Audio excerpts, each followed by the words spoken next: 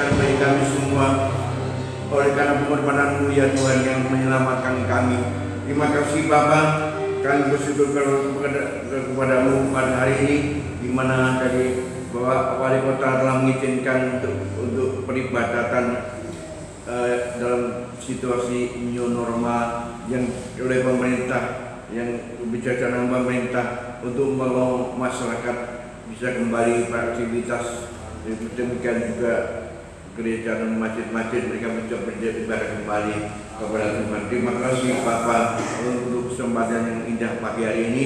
Mari Tuhan Engkau berfirman bagi kami semuanya. Oleh firman itu kami mengerti kebenaran firman-Mu, sehingga hidup kami tidak menjadi putus asa. Kami menginginkan lebih dari itu, kami mengalami kemenangan demi kemenangan yang daripada Engkau ya Tuhan. Terima kasih Bapa. Kami juga berdoa untuk berdalam kudus sebentar ya Tuhan. Terima kasih, kami berdoa dalam nama Tuhan Yesus Gembala kami yang baik. Haleluya. Amin. Kita berdoa kembali.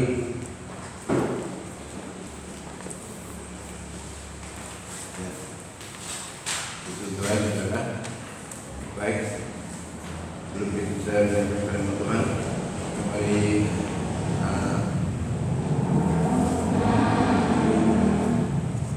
berbicara mengenai virus yang sedang terjadi ini. Ya. Kami membaca buku dari seorang anak Tuhan yang mendunia namanya Billy Graham. Ya. Dia tahun 1980, jadi 40 tahun yang lalu dia telah mewawancarai orang dari organisasi CIA atau CIA, itu organisasi intelijen Amerika yang dikatakan cukup canggih, dan dia mewawancarai salah satu anggota CIA, dan dia memberikan suatu berita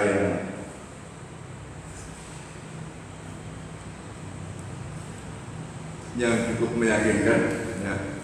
Karena ada beberapa kelompok orang-orang ahli biologi, ya, itu mereka sedang mengembangkan, ya, mengembangbiakkan, ya, bakteri dan virus di dunia ini, ya, bakteri dan virus di dunia ini yang bisa merusak organ tubuh manusia.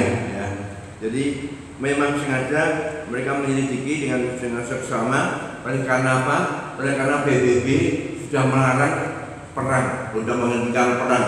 Melalui PBB ada peraturan di sana, ya, bahwa kita nggak boleh perang lagi. Ya. Makanya diambil dari Yesaya 2 ayat 4. Mari kita baca Yesaya 2 ayat 4. Itu bunyinya demikian.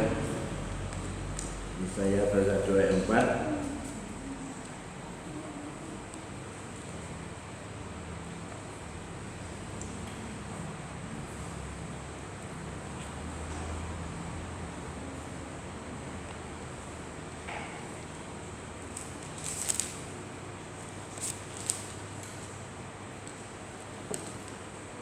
Ia akan menjadi hakim antara bangsa-bangsa dan akan menjadi wasit bagi banyak suku bangsa. Maka mereka akan menempa pedang-pedangnya menjadi mata bacak, dan tumpang-tumpangnya menjadi pisau memangkas. Bangsa tidak akan lagi mengangkat pedang terhadap bangsa, dan mereka tidak lagi akan belajar perang. Itu ditulis di gedung PBB, ya, Persikatan Bangsa-Bangsa. Di gedungnya itu di salah satu temboknya ditulis ayat ini, ya, sehingga bangsa-bangsa tidak akan perang lagi. Maksudnya bangsa-bangsa ini berdamai sampai selama-lamanya. Karena tapi tidak mungkin. Oleh karena mengapa? Oleh karena ada kuasa kegelapan, ada kuasa iblis yang sengaja, ya, ingin menghancurkan dunia ini, ya, yang sengaja dia ingin berkuasa atas dunia ini. Tidak disebutkan kelompok itu dari bangsa mana, disebut apa, di agama apa tidak disebutkan ya. Tetapi yang jelas bukan orang beragama ya. Orang beragama takut sama Tuhan. Tapi kalau orang-orang yang dari antikris itu bukan orang beragama, yang mereka takut tidak takut akan Tuhan, itu mereka akan menjadi pemimpin besar nantinya. Nah, saudara, kalau kita membaca kitab sampai kita Wahyu, mereka akan dikesempatan untuk memerintah dunia ini. Nah, jadi itulah orang-orang kita akan mengalami aniaya besar. Ya. Orang-orang ini kalau syukur kalau kita masih sudah meninggal dunia, syukur. Kalau masih hidup pada saat nanti itu akan terjadi menganiaya besar-besaran. Ya. Disebut dalam Alkitab kesengsaraan besar akan terjadi sebelum Tuhan Yesus datang kembali kedua kali. Nah, itu firman Tuhan. Jadi tadi dari berita dari AIG tadi betul memang sudah dikembangkan terus bagaimana menghidupkan, mengembangbiakkan virus tadi. Ya, semakin hari semakin canggih. Kalau kita sudah beberapa tahun yang lalu, beberapa perusahaan yang lalu sudah mendengar ya ada SARS, ada apalagi virus, apalagi sampai hari ini yang terkait sampai tahun ini COVID-19 ini ya, itu sudah cukup canggih, sudah bisa sampai kepada seluruh dunia ya. Nanti ke depan lagi lebih canggih lagi pasti ya. Kalau mereka mau sedikit terus bagaimana mengembangbiakan, bagaimana memproduksinya supaya lebih canggih. Nah, itu orang-orang yang ahli geologi. Tuhan. Jadi kita oleh firman Tuhan bagaimana nanti Tuhan berkata. Mari kita baca bersama-sama pada pagi hari ini. Jadi memang dunia yang menuju kepada peperangan yang tidak pernah berakhir. Walaupun sudah dilarang perang, tapi itu menjadi salah satu sumbernya. Kalau kita lihat data perang itu di Timur Tengah ya, antara orang Yahudi dan orang Palestina. Itu tidak akan selesai. Palestina itu tanah airnya, orang Yahudi itu diberikan oleh Tuhan. Disitulah terjadi benturan yang tidak akan pernah selesai sampai hari kiamat. Jadi itu salah satu faktornya mengapa terjadi banyak pertikaian di sini. Nah, saudara, tapi dalam Yesus itu Tuhan ya.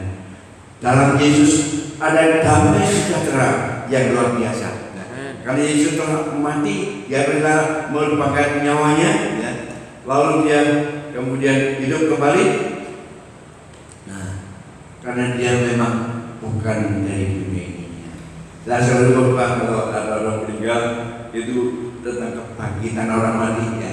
Nah, kan Yesus itu bukan dari dunia. Kalau dia dari dunia, tidak bisa jadi Yesus selamat. Kenapa? Kalau seluruh dunia sudah berdosa, anak-anak cucu Adam dan Hawa sudah berdosa, tidak mungkin menjadi juru selamat. Termasuk nabi-nabi, ya. Nabi-nabi turun dari Adam ya.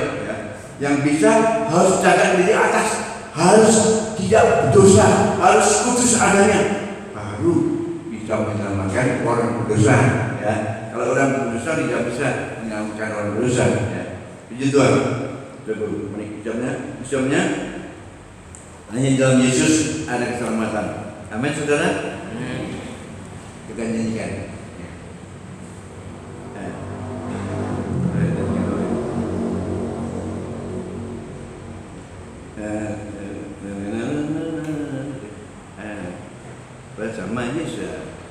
Bersama Yesus lakukan pesan bersama Yesus.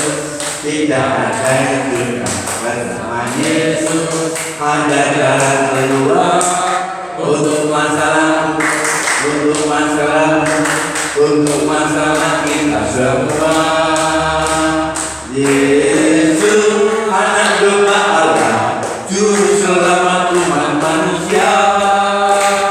Yesus tabir yang ajaib, dia menguduskan, dia menyembuhkan, dia membuka, dia raja segala raja, dia Tuhan segala Tuhan.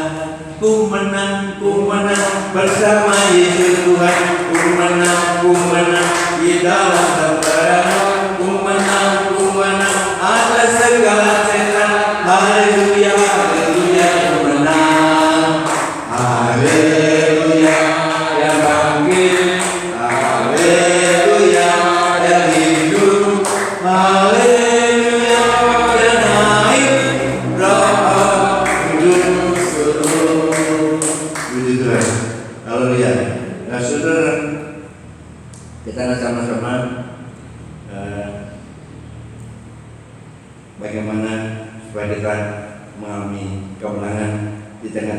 dunia yang penuh dengan masalah, bahkan penderitaan, bahkan peperangan. Ya.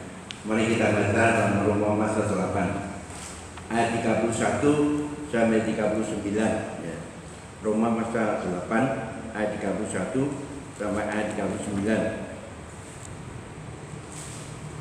Kita baca bergantian. Kita baca ayat yang pertama, saudara, kedua. Kita bergantian sampai dengan 39. Roma 8 ayat 31 sampai dengan 39. Keyakinan iman. Sebab itu apakah yang akan kita katakan tentang semua itu? Jika Allah tinggi, kita siapakah yang akan melawan kita?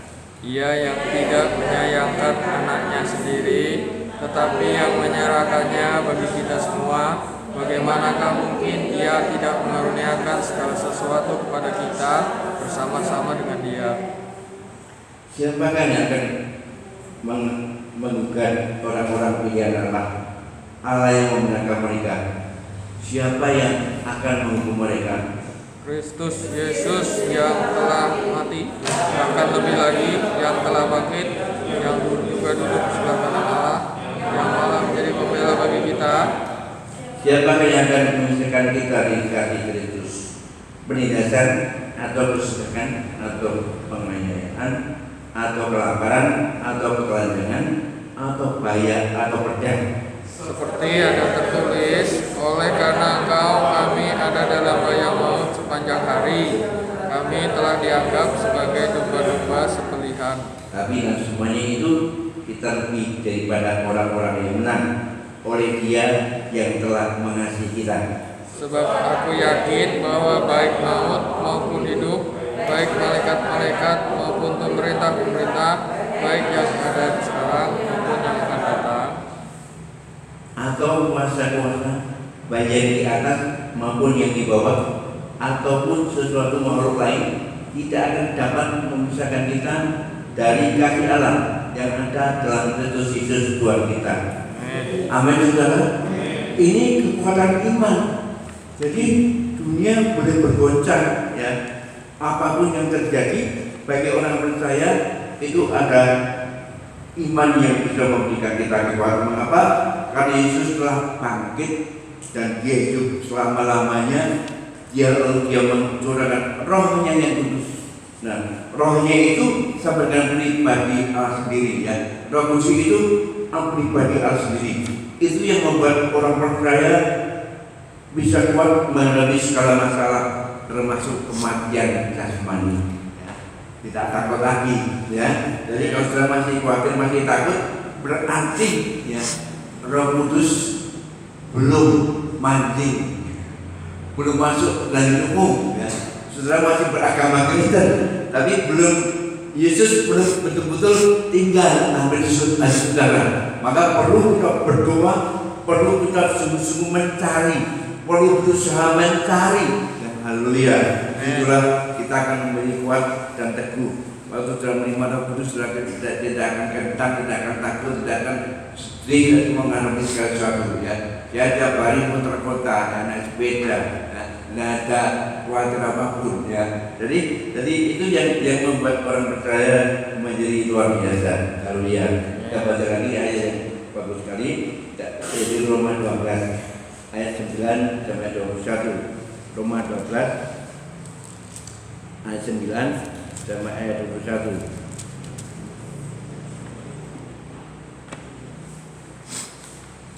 Roma pasal 12 ayat 9 sampai ayat 21.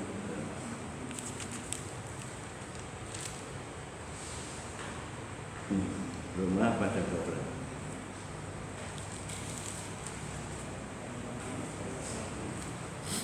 Roma 12 ayat 9 sampai 21, ya. Judulnya nasihat petunjuk dan kasih.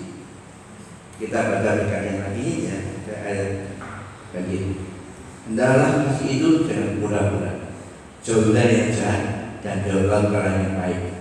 hendaklah kamu saling mengasihi sebagai saudara dan saling mendahului dalam memberi hormat. Janganlah tanya keras dan kendor bila rohmu menyala-nyala dan lain-lain Tuhan. Bersukacitalah dalam pengharapan, sabarlah dalam kesesakan, dan bertekunlah dalam doa.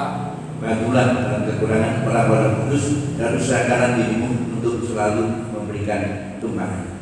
Berkatilah mereka yang menganiaya kamu, berkatilah dan jangan menutup. Bersukacitalah dengan orang yang bersukacita dan menangislah dengan orang yang menangis. Hendaklah kamu sehati sepikir dalam hidupmu bersama. Janganlah kamu memikirkan perkara-perkara yang tinggi, tetapi arahkanlah dirimu kepada perkara-perkara yang sederhana. Janganlah menganggap dirimu pandai. Haleluya. Jangan membalas kejahatan dengan kejahatan, lakukanlah apa yang baik ya bagi semua orang. Sedapat-dapatnya, kalau hal itu bergantung padamu, hiduplah dalam perdamaian dengan semua orang. Saudara-saudara yang dikasih, janganlah kamu sendiri menuntut pembalasan, tetapi berilah tempat pada murka Allah. Sebab ada tertulis pembalasan itu adalah aku yang akan menuntut pembalasan firman Tuhan. Tetapi jika seterumu lapar, berikanlah dia makan. Jika ia haus, berilah dia minum. Dengan berbuat demikian, kamu menumpukan bara api di atas kepalanya. Janganlah kamu kalah terhadap kejahatan, tetapi kalahkanlah kejahatan dengan kebaikan. Haleluya.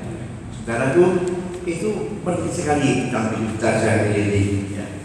Kalau saudara ada Roh Kudus, saudara bisa mengasihi orang yang membenci kamu. Saudara bisa memberikan makan kepada mereka yang lapar. Ya. Mari kita nyanyikan kasih bagi lemah lembut. Kasih bagi lemah lembut, kasih bagi memaafkan, Kasih pasti murah hati, kasihmu Tuhan. ajarilah kami ini saling mengasihi, ajarilah kami ini saling mengampuni, ajarilah kami ini kasih yang kasihmu Kudus tiada batasnya.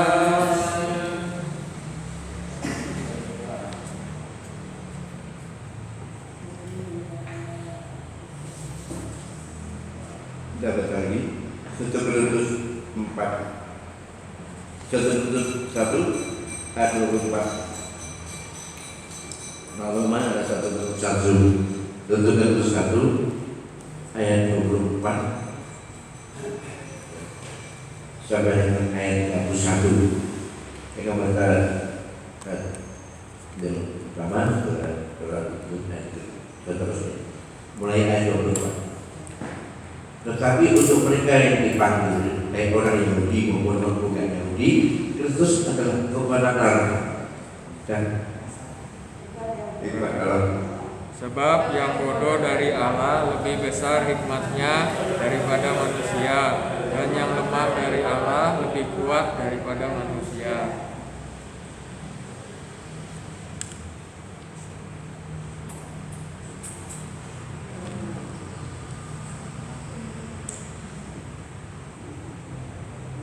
Ingat saja, bagaimana kan kamu ketika menjawab panggil, manusia tidak ada. Tidak banyak orang yang bijak, ya.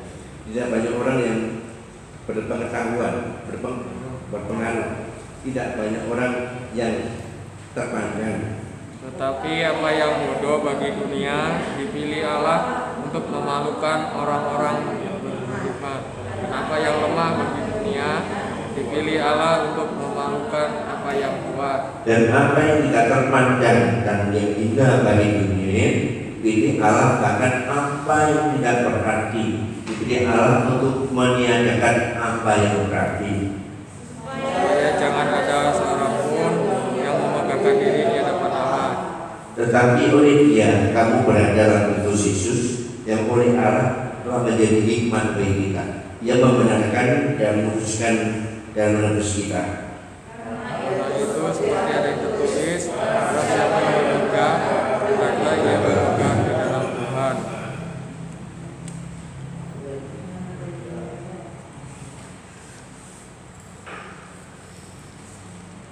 Nah, saudara, murid-murid Tuhan Yesus bukan orang pandai, mereka nelayan, ya, tukang layang, ya. Di orang yang buta huruf dikatakan dia, pokoknya mereka orang-orang yang kerjanya menangkap ikan. Kalau kita tukang layang itu kurang terpandang, kecuali kalau wali kota atau gubernur, ya. Tapi murid Tuhan Yesus orang-orang sederhana, tetapi karena Roh Kudus itu bisa memberikan kepada mereka hikmat yang luar biasa, yang mereka dipakai menjadi rasul-rasul yang ajaib, ya, yang dipakai dengan bermacam-macam mujizat, ya.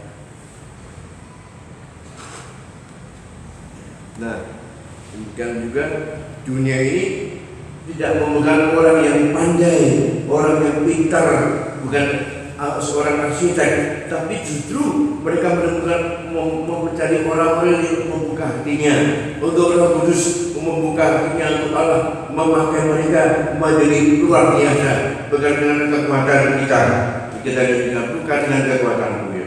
Bukan dengan kekuatanku ku dapatkan hidupku, Tuhan yang di sampingku, ku tak dapat sendiri, Engkaulah Tuhanku yang menopangku, ku pandang wajahmu dan berseru, bertolonglah datang darimu,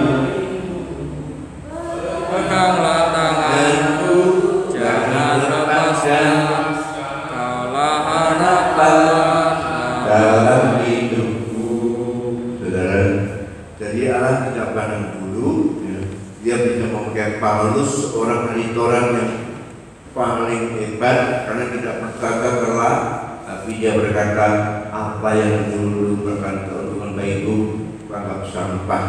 Dia telah tidak mengandalkan ahli Tauratnya, dia menyerahkan kepada Roh Kudus, ya. Tuhan pakai dia luar biasa.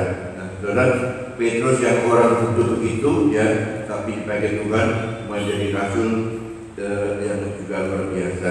Nah, demikian juga dia di zaman ini orang Tuhan akan pakai orang-orang yang mau membuka hati, yang sungguh-sungguh mau berserah kepada Tuhan, yang sungguh-sungguh mau diubahkan oleh Roh Kudus. Tuhan akan pakai dunia dengan luar biasa, dengan dunia yang fana ini, dengan dunia yang banyak masalah ini, tapi justru bersama Tuhan kita mengalami mujizat pemeliharaan yang luar biasa. Amin, saudara. Itulah arti perjamuan kudus. Kita makan minum perjamuan. Artinya apa? Kita menyatu dengan penderitaan Kristus. Dia telah mati, ya, untuk menebus dosa saya dan saudara. Kalau makan minum perjamuan lalu pulang perjamuan tetap dosa. Dosanya 7 kali lipat. 7 kali lipat, ya.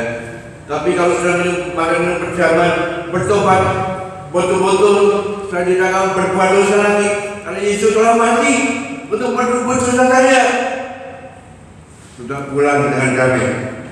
Tapi kalau masih berdosa lagi, saudara akan mendapatkan hukuman Tuhan 7 kali lipat. 3 orang sudah perjamuan kudus, tapi akhirnya tidak pernah berubah. Kenapa? Karena perjamuan kudus itu, rasa ini ciri, ya. Boleh tahu? Cirupnya sedikit, ya. Hanya begitu, tidak melihat maknanya, tidak melihat roh yang apa yang Tuhan berikan. Makanya kita lihat wali kita besar. Roma pasal 14 ayat 11. Roma pasal 14 ayat 11. Roma pasal 14 ayat 11. Roma pasal 14 ayat 11. Dikatakan ini. Sebab kerajaan Allah bukanlah hal soal makanan dan minuman, tapi soal kebenaran dan kesejahteraan dan sukacita oleh Roh Kudus. Ya. Kerajaan Allah bukan soal makanan minuman, tetapi soal kebenaran dan kesejahteraan dan sukacita oleh Roh Kudus. Banyak orang sebelum mencari makan untuk perutnya, ya, karena sebetulnya ada satu ayat, ya, Tuhan mereka itu perutnya, Tuhan yang perutnya. Ya, yang baik cari makan untuk perut, saudara, cari Tuhan yang lebih penting. Kalau saudara ada kuasa Roh Kudus, tidak akan mati kelaparan, ya. Tidak akan mati kelaparan, ya. Karena Tuhan bagi pelihara. Ya. Kali Yesus telah memberikan contoh, ya. Waktu dia 40 hari dibawa oleh Roh Kudus ke padang belantara, tidak ada makanan di situ. Ya. Lalu Ibrahim goda kembali ke anak-anak, ikan batu jadi roti, ya. Tapi Tuhan gak mau, ya. Manusia beri roti saja, tidak coba maning menurut Allah. Lalu dia ditunjukkan lagi, mau jatuh dari tempat yang tinggi, mereka akan menebak. Tidak akan mencobai orang. Yang ketiga, dunia dan pemegangannya, kemewahannya, kehebatannya kau berikan kepadamu kalau kau menyembah. Lalu dia tidak, kamu pergi, ya. Kita hanya menyembah kepada Allah saja. Itu, jadi menang. Ya. Nah, orang percaya harus menang. Dengan godaan uang atau udah kalah. Kita harus menang adalah semuanya itu. Haleluya. Saudara, itulah artinya kekristenan. Kalau masih kalah dengan uang, masih kalah dengan makanan, masih kalah dengan kekayaan, saudara, ya imanmu belum ada, kosong. Imanmu kosong. Jadi imannya pura-pura. Jadi kita baca lagi 1 Korintus 4 ayat 20. 1 Korintus 4 ayat 20. 1 Korintus 4 ayat 20. 1 Korintus 4 ayat 20. Sebab kerajaan Allah bukan terdiri dari perkataan, tetapi kuasa. Nah, saudara, kerajaan Allah bukan perkataan. Memang Alkitab ini luar biasa, ya. Alkitab ini luar biasa.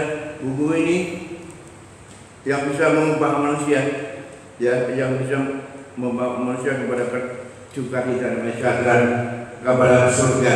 Itu melalui Alkitab, melalui firman Allah. Bab ini firman Allah, tapi tidak hanya dari perkataan, tapi dari kuasa.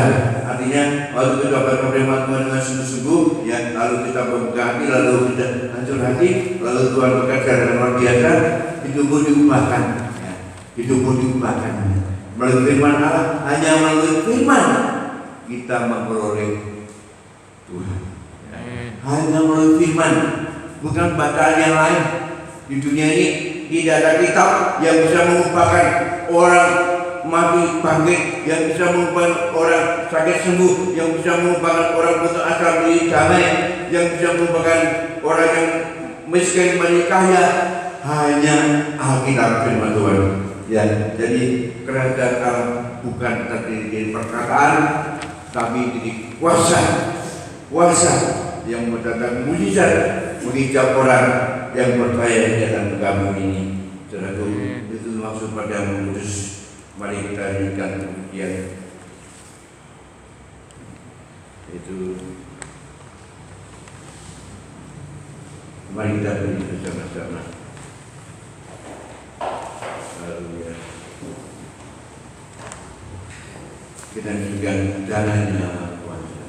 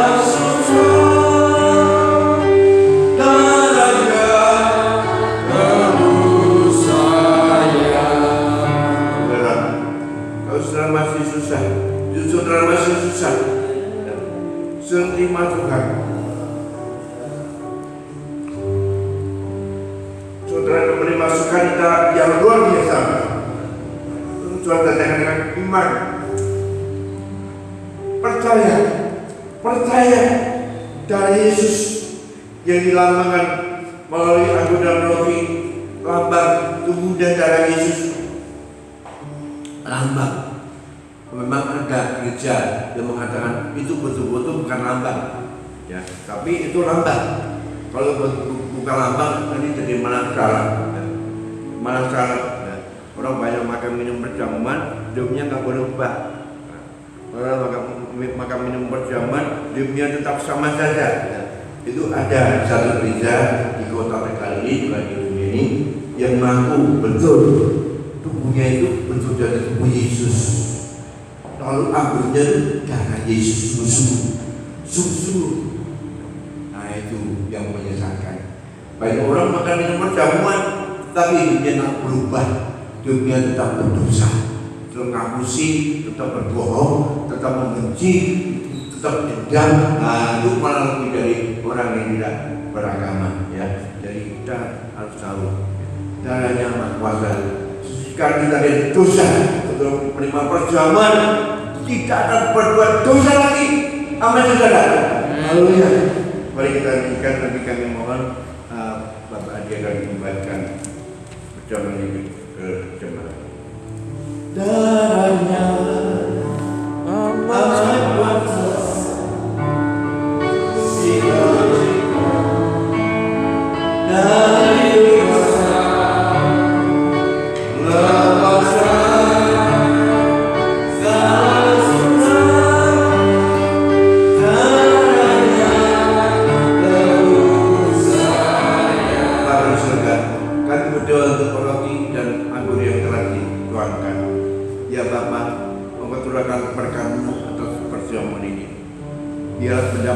benda-benda mati itu terubahkan menjadi kuasa yang menyelamatkan kami, menjadi kuasa yang mengubahkan hidup kami. Jika mereka berdoa, mari Tuhan berkata Allah Bapa, Anda Anak Kudus turun atas perjamuan ini. Dalam nama Tuhan Yesus, kita berdoa. Haleluya. Amin. Mari dibagikan kepada teman. Bisa selalu kecuali yang belum dibaptis. Ada kuasa dalam darah domba Allah.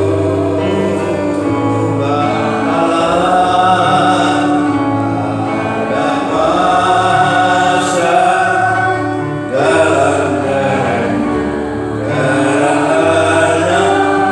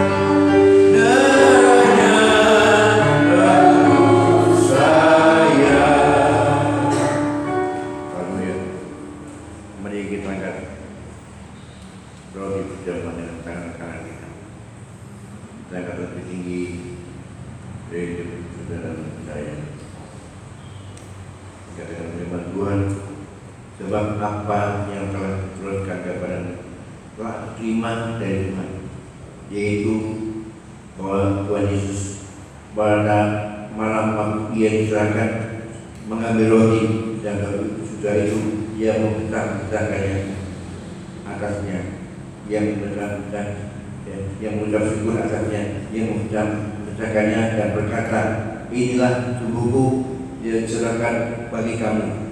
Perbuatan ini menjadi peringatan akan aku. Mari kita makan ucapan dalam nama Tuhan Yesus.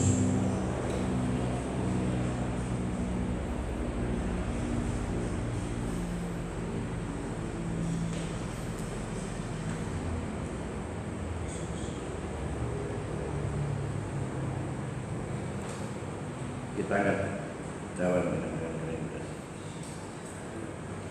Demikian juga yang mengenai ucapan kalau berkata cawan ini bagian baru, jadi pertanyaan oleh dan perbuatan ini menjadi peringatan setiap kali kamu minumnya, menjadi peringatan akan aku. Mari kita mengucapkan nama Tuhan Yesus.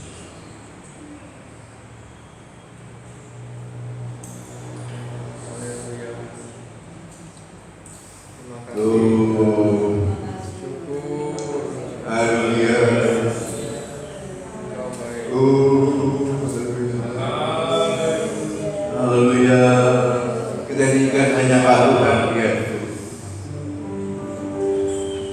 Hanya Kau Tuhan hidupku.